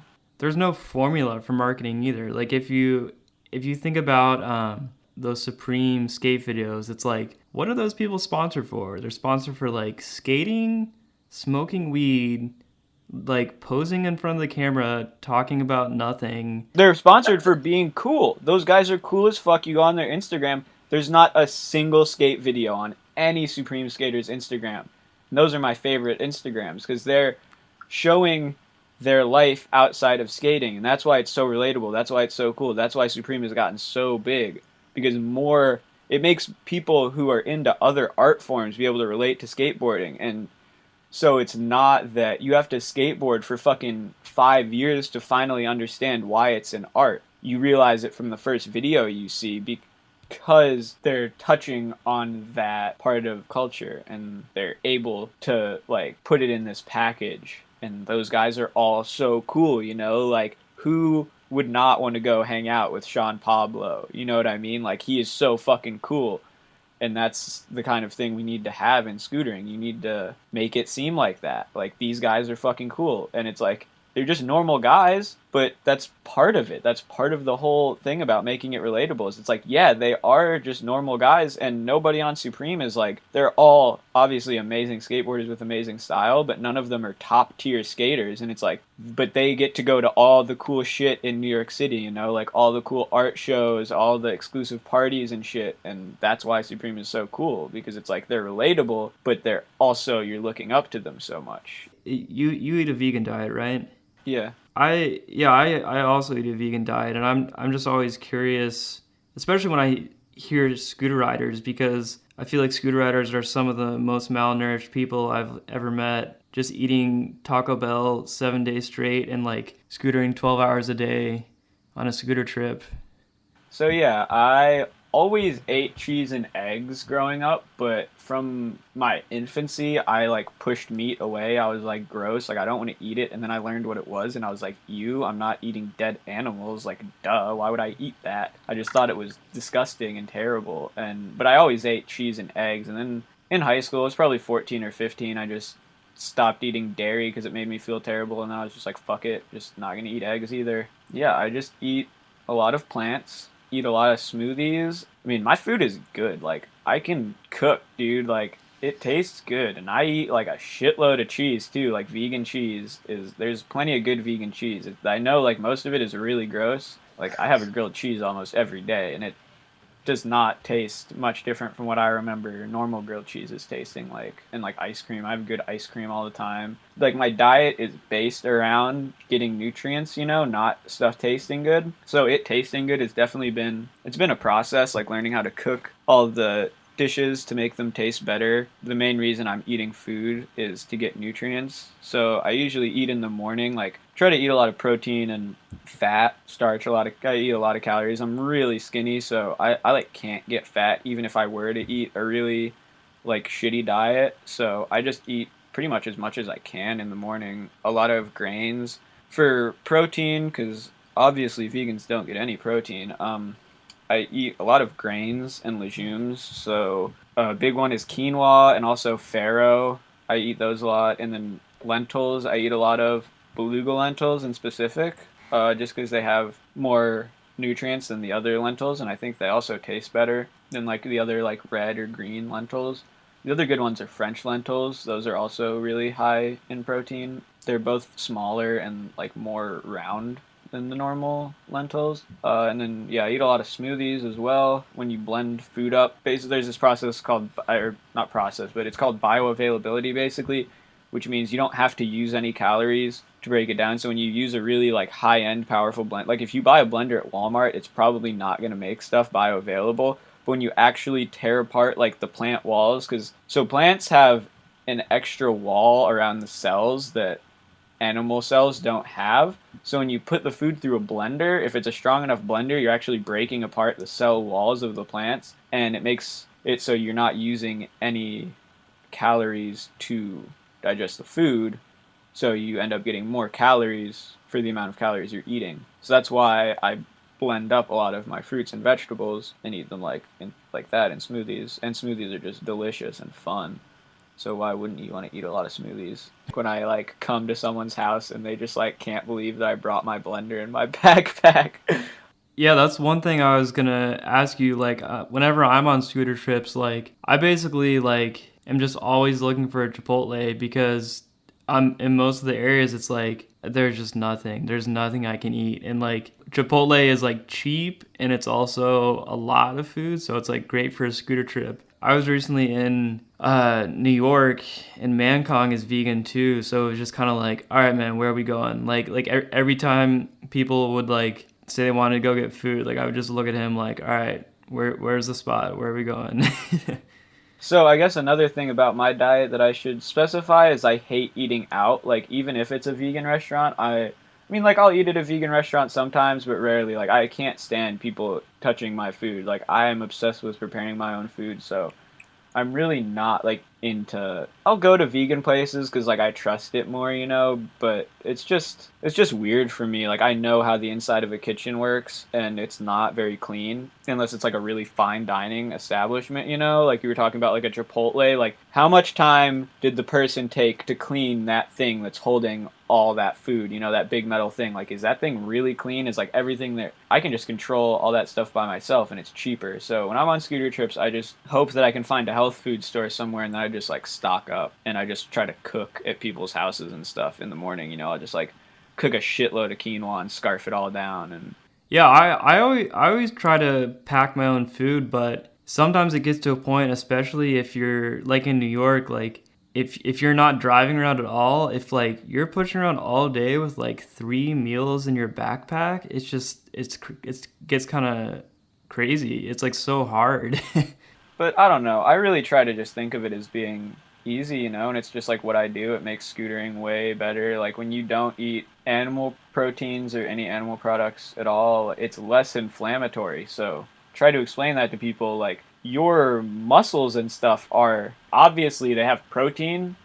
Like obviously eating animal products has a lot of protein and calcium in it and stuff, but it's inflammatory for your body. It doesn't work well with your body. So you can't move as well when you're eating this shitty food. Like if you're just eating plants, like also what our bodies are designed to do, we're considered like a form of altered herbivores. Like we've evolved to eat meat. Look at your front teeth. You don't have gigantic canines. They're like barely canines. You know, the two pointy ones you have right there, they don't look like the ones that real meat eaters have. That's because we're in the process of evolution right now. We've evolved ourselves to eat meat. So really when you're eating that plant-based diet, you're going to be a lot more flexible. You're going to be a lot more limber. You're going to be able to move more. And when you fall, you're going to be able to twist a little more, you know? Yeah, I totally felt that. I felt like I was just not really lighter in weight, but my body, I just felt like lighter in the air, kind of. I don't know, like everything was like easier to move. Your muscles and your joints are just healthier in general, you know? Pretty much all scooter riders I'm on trips with, they're just eating like the shittiest stuff, and I'm like, man, like I don't want to be that person to just sort of like preach to them. You know what I mean? And it's also like a financial thing too. Like it's definitely expensive to eat better. Also not really. Like if you're going to, all right, so let's take a 10-day trip and you're spending what, $15 on fast food every day on the 10-day trip, $150, yeah, I could feed you and I for $150 for a week, no problem. It is a financial thing, but it's not. I mean, it is though. Like, and if you're, it's like I've made those choices though in my life to spend more money on food. Like that's important to me. What better could you invest in? What else are you going to spend that money on that's going to last you longer than your body? Nothing. Invested in a house, in a car, in a marriage, like none of those things are like your body is there from the moment you're born to the moment you die. That's the number one thing you should be investing in is your body. So I really don't give a fuck. Like there's nothing better I could spend my money on than food. I might spend a trivial amount more money than someone else on food, but it's like we both spent fucking $100 on weed this week. So it's like, what is really the thing there that's like crippling you financially? It's not your diet, you know? Yeah, I mean, if you really want to do something, you'll make it work however it is. When you just sort of treat your body like a machine, like if you're putting good fuel in it, and then you're also like stretching and exercising and stuff like that, like the bottom line is you're going to be scootering for a longer period in your life, and you're going to be scootering at like a higher level longer in your life. If you're just like eating fast food and like smoking cigarettes and never stretching, you will not be scootering past 30 years old. Like it's just not going to happen, you know?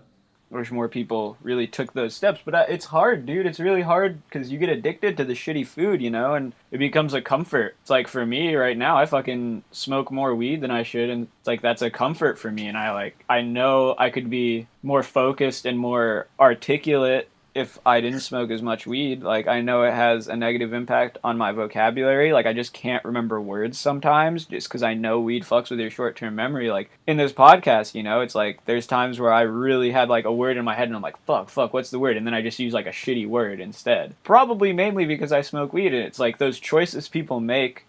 It's a weird thing because it's like how much of that is really are you conscious of, and how much of it is like subconscious, how much of it do you really have control over? And I mean, of course you have control over all of it, but do you? Like there's this whole philosophical discussion of free will, and does free will really exist? Like you're really just a mass of past experiences and past perceptions of how the world works. you're making decisions based off of what you think would be the best decision at that point. So, I mean, the whole free will thing and like people choosing their diets is really, it is kind of a touchy subject. It's weird because free will is very much a debatable concept. In reality, most people can transform their diets pretty easily if you put your mind to it, you know. So, to anyone out here listening, like, I'm sure me or Dylan will totally help you like become more, have more of a plant-based diet. If you need like fun recipes, like hit me up. I've got so many fun vegan recipes and stuff, you know. Like, it's not as hard as you think it is, it's not as shitty as you think it is, it's great, and it's such an accomplishment. That's probably the biggest thing about it. Of course, not the biggest thing, obviously it's good to feel like your food isn't having as negative an impact on the world as everyone else's, but it's also like just feeling that accomplishment. Like, I didn't think I could be vegan when I ate cheese and eggs every day. Like, I did not. I was like, nah, dude. Like, being vegetarian's tight, but I could never stop eating cheese and eggs. Like, that would be terrible. And it's like, fuck that. Like, you can do it. You can do fucking anything if you just want to bad enough. And that's one of the biggest things for me, is it's made me feel more power over my own choices in my life because I was able to do that. I don't have any desire. Although, like, when my friends come in to the kitchen with like, or into the living room after making a fat omelet, I'm like, damn, those eggs look pretty tasty, but it's not to the point where I'm like, yeah, those eggs look so tasty, I want to sacrifice my health to eat them. I think it's also a good feeling. It would take a little bit of time, but when you start eating a vegan diet and then when you're on scooter trips and you actually physically see it have an effect, like, I'll be on scooter trips and we'll ride like for 10 hours straight and I'm just like not tired. You know what you know what I mean? It's like, can we go to another spot? And everyone's just like, ah. We'll just push around all day and it's like, yeah, whatever. Like, I'm fine. You know what I mean? I mean, that depends a lot on my mental state, though, to be honest. Like, I have a lot of ups and downs with, like, depression and anxiety and shit, so that really has the biggest effect on me on scooter trips and having... Like, I always have energy, but sometimes I don't have energy just because of my mindset, and I'll just get super depressed, and I'll just be like, fuck, like, I hate scootering, like, I should have just gone to school, like, when I graduated high school, like, my life is so fucking weird, you know, and I get super depressed. I mean, it's not only a physical thing when you're on a trip filming, it's like you have to be constantly looking and thinking, like, what could I do? And then you have to compare it, like, is this good enough? Is this what I want to do? Like, how does this align with other things? And it really is like so mentally draining. And then there's like the whole like physical factor of it that also combines, and it can be extremely tiring. Just overwhelming, like, the shit that I like in my life that I put scootering before, that like I second guess it now. I'm like, damn, should I have really done that? Should I have really made those choices just for scootering? Do I really love it this much to have done that? And, well, you're here for a reason. Like, at least you're asking yourselves those questions, you know? That's really what's important, is that you're at a place where you're able to ask yourself those questions about life and what you want to be doing. And that's what's really the most important about scootering, is being able to ask those questions, you know, changing your mind state. That's the whole purpose of art, is to put you in a different perspective. And you're practicing a craft so much that you know yourself better now because you're so good at that craft. I really think you get to all these places of self-realization and questioning things that a lot of other people don't question. Art is it's the strongest social activism there is. Is not, I don't mean going into a gallery and you see a painting and it changes the way you see the world. That's not what I mean. I mean, you go into the gallery and you see a painting that you really like and it makes you want to go paint. That is changing the world, is making art that makes other people want to make art themselves. It's not that you see a piece of art and it transforms everyone's, you know, view of how the world works. That's kind of a misconstrued idea of art changing the world. It's more that when you practice an art enough, you get to know yourself better, and it's really a spiritual experience. I think it's really similar to taking psychedelic drugs, like the self-realizations you come to, and I think those are both really different ways to the same end. Art and psychedelic drugs are both ways to reconstruct the way that you view reality. People making relatable art, and that's what's so important about scootering being relatable, is that you want to get more people scootering and into that craft so that they can become better people because they've practiced a craft so much It makes you learn more about yourself. It makes you learn more about life because you have to fail so much. You have to fall. You have all this pain. And that makes, and those are all lessons that reverberate out throughout your entire life and will really like make you a better person, regardless of if you're talking about scootering or painting or music or even stuff that's not considered art, like cabinetry, being a mechanic, or fucking painting the outside of houses. You know, like all that shit is art because you're doing it. And if you're mindful of doing it, it's art. Yeah, I think some of the most memorable video parts, not necessarily remembering the tricks in them, but just at the end wanting to ride. Like if that desire was created by the video part, then really nothing else matters. Like it was successful because it inspired you to do something. The whole sort of mental state of wanting to ride and not wanting to ride, I think that scootering sort of comes in waves, or at least for me it does. I think it's healthy to just start acknowledging when you really don't want a scooter instead of like forcing yourself to do something. Like sometimes I'll come up to the skate park, like drive there and get there and realize like I don't want a scooter today, and I'll just not even get out of my car and I'll just drive back home, and it's like it's totally fine. And I feel Damn, scooter kids probably get mad bummed. They're like, oh shit, Dylan's here. yeah, well, I mean, there's not even there's like no scooter kids in Ohio. I don't know. I think sort of acknowledging that is better than just being miserable and like forcing yourself to ride every single day. Yeah, and I think focusing on other things really helps your just mind state in scootering. It helps you get better because you're looking at other kinds of art and things that other people are doing. Like I've been watching this show. It's called Chef's Table, and it's like about these really inspirational world famous chefs, and it's like most of the dishes aren't vegan. Like it's not like I'm actually interested in the cooking aspect of it whatsoever. They're so passionate as artists, you know, these chefs, and that's why I'm interested in watching it, because it just like I just can relate to their like passion, and they're all fucking crazy. Like having your own restaurant is so hard, and having it be perceived more than something to just fill someone's stomach is so hard, because it's like you're opening a restaurant and to like get the right people to come there. So like this, they all have this huge like hurdle they have to overcome, and like watching that show is like really cool to me. And I don't know, it helps me scooter. I feel like you don't necessarily have to be a painter to have painting influence your scootering, you know? You can just be like, wow, like these people are really into their art. Like they work so fucking hard on it. Why don't I work that hard on scootering? And then you can really get this perspective of like, wow, coming back to a spot 4 times to try a trick for 2 hours each really isn't that much work compared to what a lot of artists are doing. You know, there's climbers who spend years, actually years, working on a problem like that's so small you don't need a rope for. Like they're bouldering and it's like a 3 move problem, or like 6 moves. Like there's literally like 10 holds on the whole wall, and they've spent years working on this one problem. So like when you look at these other forms of art, you can really start to, and I mean that taking time off of scootering to really spend the time to look at these different forms of art, you can really appreciate how much time they've put into it.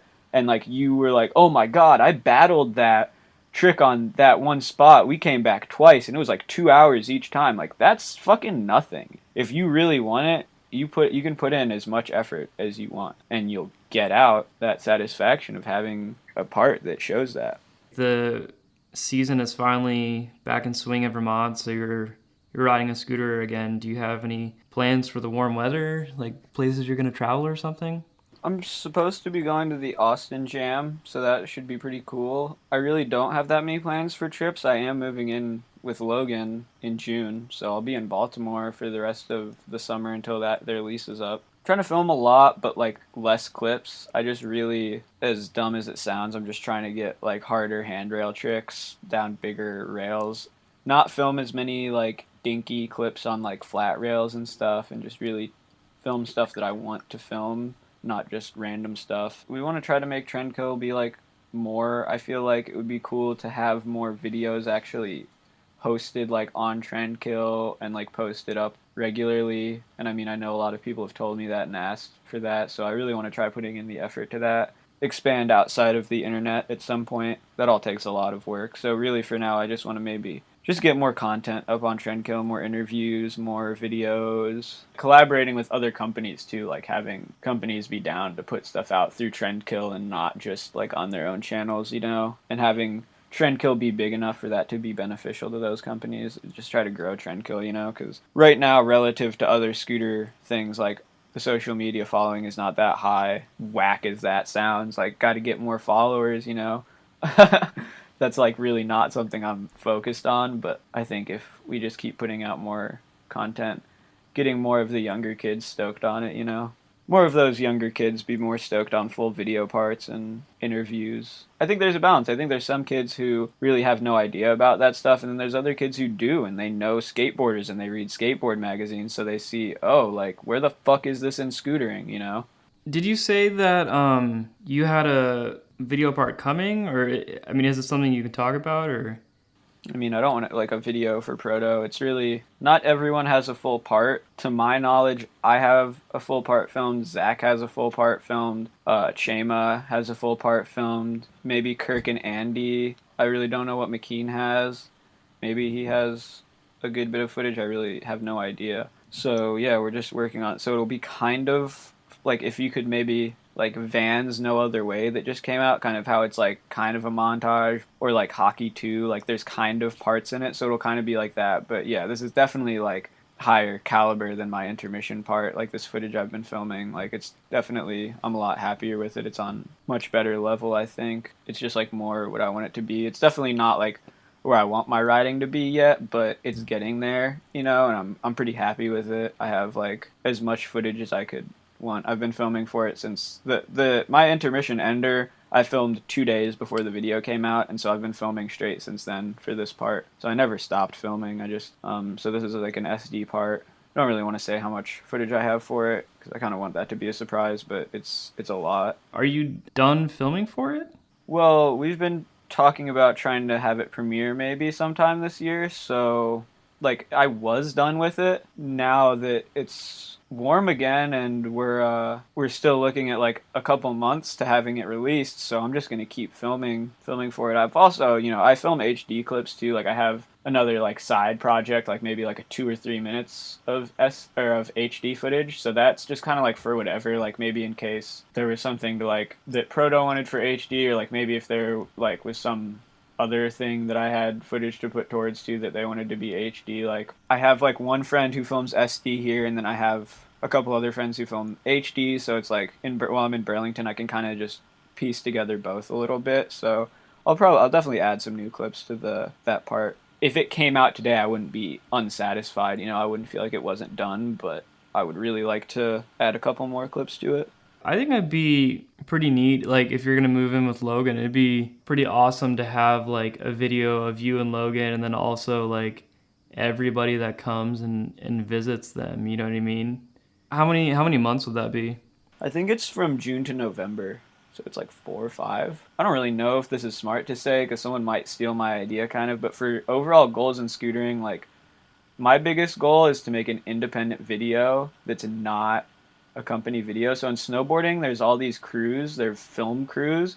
And it's like Videograss and Think Tank and other ones like that. Like they make the best videos. It's not like the snowboard company puts out the videos. The companies just give these film crews money, and then it allows for a much higher production value because the film crew gets to pick like their favorite riders from these companies. So it's not like you have like you wouldn't have like the whole Tilt team or the whole Proto team in these videos. So like what I really want to do is like make an independent video where all the companies are contributing to it and giving us money to film these videos. It's only like a handful of riders, and we're really able to film it on a high level. This supplements, it's not just something that the companies are supporting, but this supplements them having a video release. So like if a company gives a lot of money to this video, they're not like as expected to have a huge video production like that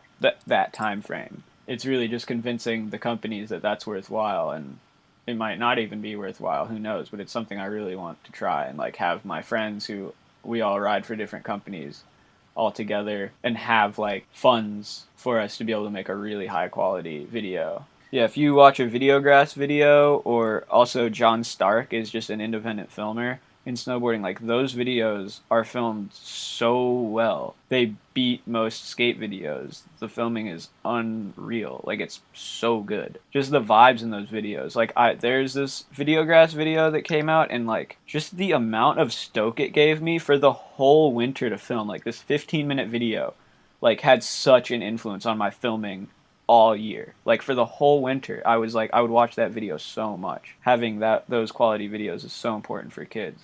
And even if they're not what I'm talking about, just the companies making them too. Like if I could get anything across, is that there's nothing more important than making the highest quality videos, because that's what gets kids stoked. It's like, yeah, it doesn't sell, like you're not going to sell 50 decks the day the video comes out just because the video came out. That's not how it works, but that's how you're going to keep scootering alive. I think it's this really delicate balance of like art and business. If there's too much art or there's too much business, it's going to run itself into the ground, because if the business is more important than the art, it's going to lose its soul. And if the art is more important than the business, you're going to run out of money. So if there's no balance there, and I think a lot of that has to do with like having more collaborators and letting other people in and letting them really have a say in the company, and not just being like, well, yeah, what you said is cool, maybe we'll do that. Like you need to give full trust to other people. Like you need to be giving, if you have a scooter company, you need to be giving just like the company credit card to someone, and you need to have that person be trustworthy enough to know what to do with it, you know?